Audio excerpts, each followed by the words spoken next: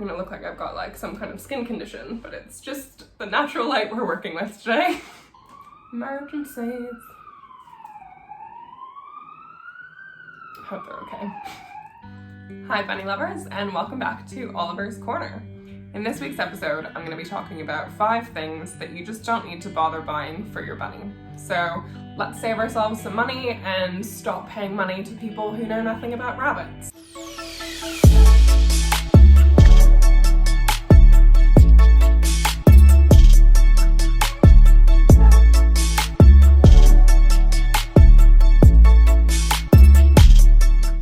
So if you clicked on this video and you're here now, then you're probably the kind of person that is putting a lot of time and effort into making sure that you're taking proper care of your rabbit, and for that, I commend you. Amazing job, great start. Depending on where you're at in your journey of learning about rabbit care, you've probably started to figure out that there are a lot of things that are actually sold for rabbits that have absolutely no business being given to them. Now, one of the biggest red flags that I always look out for is as soon as it says for rabbits or guinea pigs or just for small animals in general, steer clear. That is a really bad place to start because all small animals actually have really different dietary needs. They just have no business all being lumped in together as one category of animal.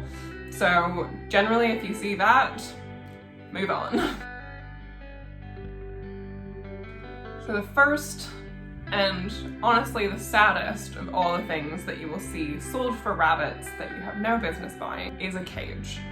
Now, this is a controversial one, but slowly but surely the rabbit community has come around to the idea that at the very least, a rabbit needs a large playpen to live in.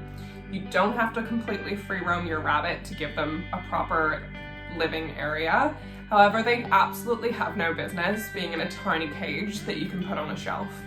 They're not a decoration, and even though they're small, they actually need a lot of exercise. And unlike a hamster, you can't put them on a wheel. There's nothing you can do to sort of grow their space. You can add different levels, but that's really not giving them an ability to run around. They have so much energy. And, you know, as soon as you see a bunny doing zoomies and binkies, you realize how absurd it is to put them in such a small enclosure. So the very first and most important thing to not bother buying if you're getting a rabbit is a cage. So the next one, again kind of controversial, is a water bottle. So a lot of small animals, such as hamsters and I believe guinea pigs, but don't quote me on that, I'm not an expert, are able to drink from those sort of attached water bottles that you can clip onto the side of a cage. Rabbits are actually not great at using them. They get sold in the small animal section, and oftentimes pet stores will encourage you to buy them, but to be honest, it's actually quite bad for their necks to try to drink from those. A lot of rabbits really struggle to suck the water out of them, and as a result of that, end up being wildly dehydrated. For reference, a rabbit actually drinks almost as much as a large dog would throughout the day, particularly in the summer months. And so it's really, really important that you give them a large water dish that they can drink out of. It'll also make it a lot easier to change throughout the day and to refill and to really see how much your bunny is drinking. Water bottles can also develop quite a lot of bacteria if they're not getting washed properly, and some of them are quite difficult to wash. So spare yourself the expense, just buy a small bowl, and it can literally be any bowl. Just stick to something ceramic, ideally quite heavy, that'll discourage them from throwing around, and just refill it throughout the day. So the third thing I wouldn't bother buying is a short or corner style litter box. If you are new to rabbit care, you may or may not be aware that rabbits can be litter trained, which is a really, really great thing if you're considering free roaming your rabbit, or if you are concerned about the kind of mess or smell or any of those things. They are super easy to litter train. But a lot of the litter boxes that are sold for rabbits are actually these sort of very weird triangular corner litter boxes, again working off the idea that they're being put in a cage. So They're designed in a way where they won't take up too much space in a cage. They're not actually designed to be an effective litter box. What people don't realize is that, first of all, your bunny is going to grow, and therefore they're going to outgrow this thing so quickly, and eventually you're going to have to replace it anyway. So you may as well just get set up right off the bat with something that's going to last you a long time. And typically you're going to be putting a fair bit of hay into their litter box as well, and so you want to make sure that there's enough space for them to comfortably sit in there for a bit and be able to eat hay at one end, do their business at the other, and to fully be able to rotate around, because that's just part of their behavior.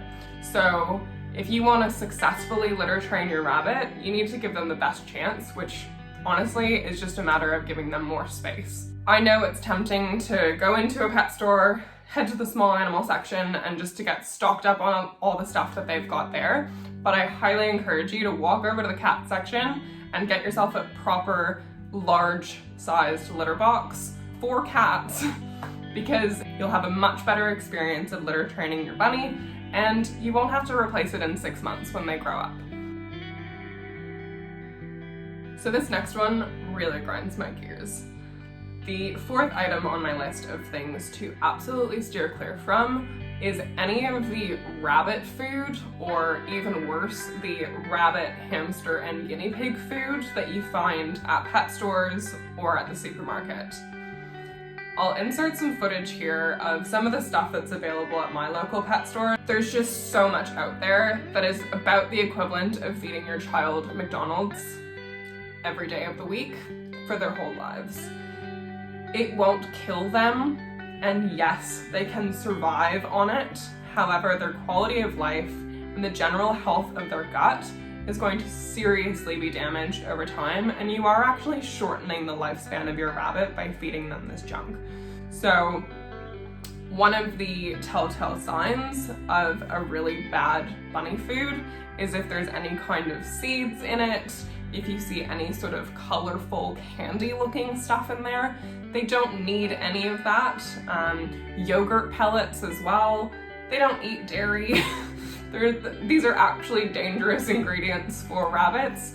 So to market that as food that's appropriate for them is just so wildly inappropriate. We can't control what's on the shelves and what's being sold, but we do have control over what we choose to feed our animals. There are so many resources out there about proper rabbit diets. Another excellent place to go is your actual rabbit savvy vet, who hopefully you'll be consulting on a regular basis. So if you do have questions or you'd like to try something new in your bunny's diet, then by all means, call up your vet or bring it up at the next appointment, because they're always going to be the most knowledgeable source of information and just the most foolproof source as well.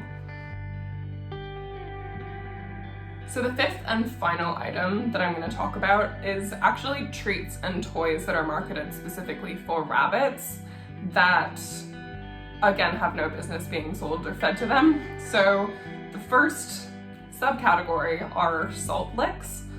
I don't know where this idea comes from. I haven't been able to find any sort of research to suggest that rabbits need or want really salty things as part of their diet, so I'm not sure where this idea came from. They don't need a salt lick. They won't consume it. It's a waste of money. Don't bother. The other thing are any of the treats that are seed-based. So once again, much like with food, the treats are the same. There are so many different kinds of treats that you can buy, be it small businesses online or from your pet store as well, without needing to go with anything that's got seeds in it. They're not a bird, they're not a hamster, and they actually really don't need any kind of seeds or nuts, and therefore you're just putting all sorts of crap into their systems that they don't need. So let's stop feeding our rabbits seeds, please, because it's just not necessary, and stop wasting your money. So I hope you found this video to be helpful. I certainly don't mean it to be this super negative rant about pet stores, because don't get me wrong, pet stores are super handy, especially these days that we're in lockdown. They are an essential service, so it is still a place where you can go and definitely get a few essential items, just sometimes from a different section than where you would expect. I still buy my hay from pet stores, and there are a few cat toys that I like to get for Oliver from pet stores, so there's still some really great stuff that you can get. There's just unfortunately a lot of stuff that's sold there that is just from a bygone era, from a time where people didn't know as much about rabbits and that are still kind of preying on uninformed clients who are new to owning rabbits and who might be, you know, sold by the excellent marketing of cute bunnies on the packaging, and, you know, it looks like a fun treat, so you think, why not? And you're going to end up throwing it away, or it might make your rabbit sick. So you just don't need to be wasting your money on that. And the fact of the matter is, most people who work in pet stores are retail employees. They aren't vets, and they very often are not people who have personal experience with small animals. Most of the people I've come across in pet stores typically have owned a cat or a dog in their lives, and they just love animals.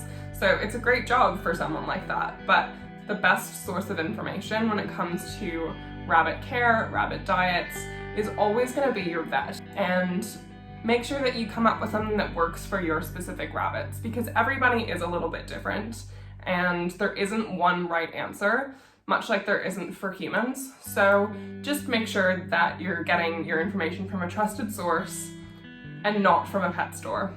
So if you're a brand new bunny owner or you're looking to get one soon, congratulations, enjoy that new experience, and it will be so rewarding. Ultimately, there's going to be a lot of trial and error, but hopefully you can learn from my mistakes and from the information that I've gathered, and hopefully you'll join us again next week for another episode of Oliver's Corner. Thanks so much for watching.